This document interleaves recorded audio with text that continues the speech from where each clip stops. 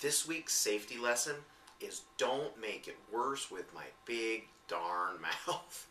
Now there are two applications for this. First one is kids at school are interacting with other kids. Somebody says something you don't like, so then you say something they don't like, and it escalates, and then obviously someone gets hit or pushed, or the situation turns bad. Same thing happens at home. You know, mom tells you something you don't want to hear, so then you say something mom doesn't like, and again we escalate, and it can turn into a bad situation. So moral of the story with don't make it worse with my big darn mouth is to remember when things start to get unpleasant, shut your mouth, get quiet.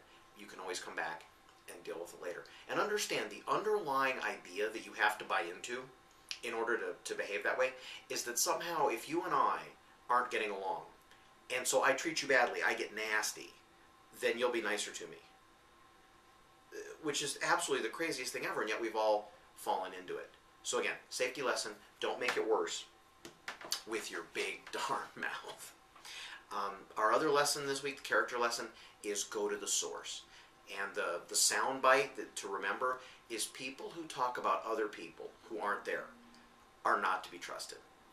We don't want to be the sort of people who aren't trustworthy. And if we find ourselves talking about people who aren't there, it immediately jeopardizes our credibility with others. By the same token, if you've got friends, neighbors, whoever it might be, who always wants to talk to you about other people when those people aren't around, what do you suppose they talk about when you're not around? Right, they're going to tend to talk about you. And so again, people who talk about people who aren't there are not to be trusted. In addition to that, my add-on, especially for the younger students, is if mom says no, that doesn't mean go to dad and cut a deal behind mom's back, or vice versa. Or if mom says no, don't go cut a deal with grandma. Right? If mom says no, you got to go back to mom. Now that doesn't mean I'm teaching the kids to always give up. I think it's a neat opportunity for kids to learn about negotiating. And so, mom, can I have a cookie? No.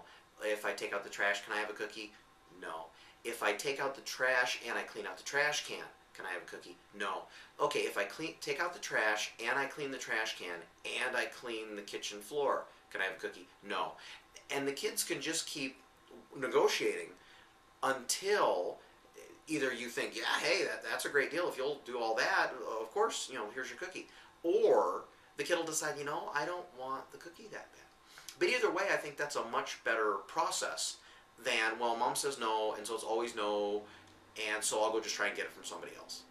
So again, in summary, don't make it worse with my big darn mouth. Treating people nasty is very rarely going to get them to treat you any better.